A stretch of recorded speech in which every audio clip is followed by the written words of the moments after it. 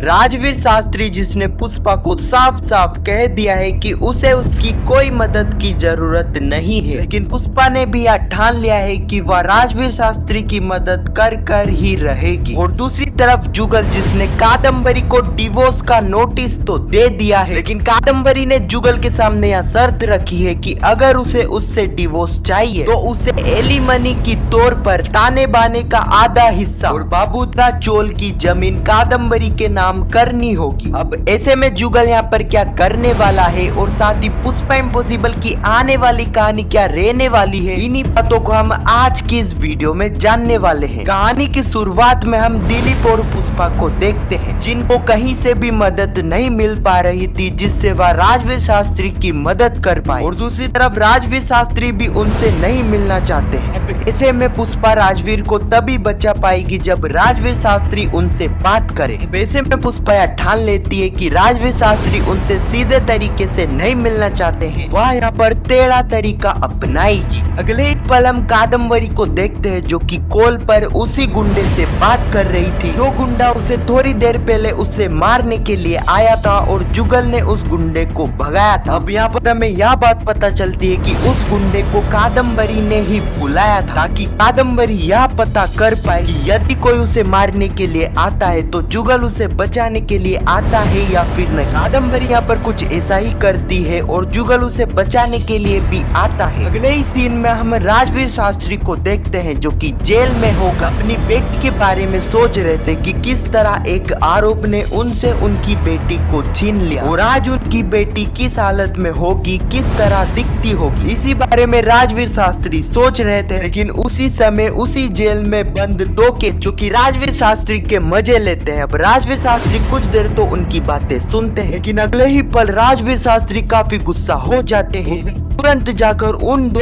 कैदियों का गला पकड़ लेते। लेकिन ये सारी चीजें देखकर वहाँ पर पुलिस वाले आ जाते हैं और जैसे तैसे उन्हें छुड़ाते हैं। इसी समय एक हवलदार जो कि राजवीर को बताता है जिसने तुम्हारे ऊपर केस करा था उसने वह केस वापस ले लिया है और तुम्हें बाहर बुलाया। यह सुनते ही राजवीर शास्त्री काफी हैरान हो जाते हैं, वह तुरंत बाहर जाते हैं। लेकिन उसी वक्त वहाँ पर पुष्पा आ जाती है क्योंकि यहाँ पर ये पुष्पा का ही प्लान था ताकि वह राजवीर शास्त्री को बाहर लेके आए और राजवीर शास्त्री से बात कर सके। पुष्पा को देखकर राजवीर शास्त्री काफी भड़क जाता है और उसे वापस जाने के लिए कहता है। पुष्पा कहती है कि सर मैं एक ही शर्त पे यहाँ पर से जाऊंगी कि आप यह मान लीजिए कि जो भी आपके ऊपर आरोप लगा है वह आरोप सही है, तो मैं यहाँ से चली जाऊंगी। सर मुझे पता है कि जो भी आपके ऊपर आरोप लगा है वह आरोप गलत है, आप फंसाने के लिए ही ये सारी चालें चली जा रही है। लेकिन राजवीर शास्त्री पुष्पा को यह साफ साफ कह देते हैं कि उन्हें उसकी मदद की कोई जरूरत नहीं है। अब इतना कह के राजवीर शास्त्री तो वहाँ से जाने लगते हैं, लेकिन उसी वक्त पुष्पा भी राजवीर शास्त्री को कह देती है जब तक वह उनसे बात नहीं कर लेते वह जब तक यहीं बैठेगी। अगले ही पल हम जुगल और वकील को देखते हैं। जुगल ने यहाँ पर कादम्बरी से डिवोर्स लेने की पूरी तैयारी कर ली थी, बस जुगल को कादम्बरी को कोर्ट का नोटिस देना था और जुगल ने यह भी ठान लिया था कि वह खुद कादम्बरी को यह नोटिस देगा। अगले ही पल जुगल कादम्बरी के घर पहुंच जाता है उसे नोटिस देने के लिए। जुगल कादम्बरी को जैसे ही वह नोटिस देता है और उसे यह बताता है ये कोर्ट का नोटिस है उनके डिवोर्स का। अब यह सुनते ही कादम्बरी के पैरों तले जमीन तो खिसक जाती है, लेकिन वह जुगल को यह कह देती है कि अगर उसे उससे डिवोर्स चाहिए तो जुगल को उसे एलिमनी देनी हो और एलिमनी की तौर पर जुगल को ताने बाने का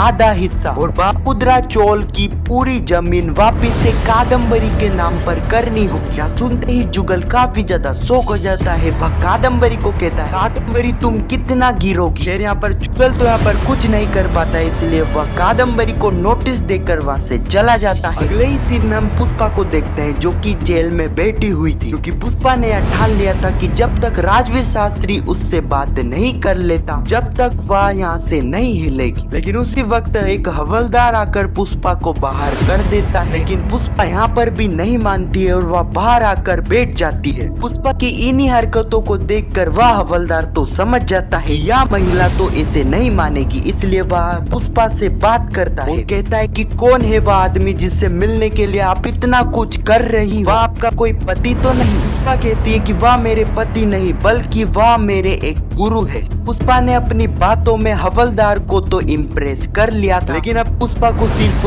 किसी तरह राजवीर शास्त्री से बात करनी है। अब आने वाले एपिसोड में हमें देखने को मिलेगा कि दीप्ति के डर से प्रार्थना को काफी बड़ा नुकसान होने वाला है, क्योंकि यहाँ पर प्रार्थना जो कि असाइनमेंट जमा करने में लेट हो जाएगी वह भी दीप्ति की वजह से, और वह सारा का सारा आरोप दीप्ति के ऊपर लगा देगी, जिस वजह से हमें चिराग, अश्विन और बापूत्रा के बीच लड़ाई वाला सीन देखने को मिलेगा। हाँ, तो यही कुछ कहानी है जो कि आने वाले एपिसोड में हमें देखने को मिलेगी। खैर, आपको यह वीडियो कैसी लगी कमेंट में जरूर बताना, और वीडियो अच्छी लगी तो वीडियो को एक लाइक जरूर करना, और पुष्पा इम्पॉसिबल के आने वाले एपिसोड की ऐसी वीडियो के लिए चैनल को सब्सक्राइब अवश्य करना। जब तक के लिए धन्यवाद।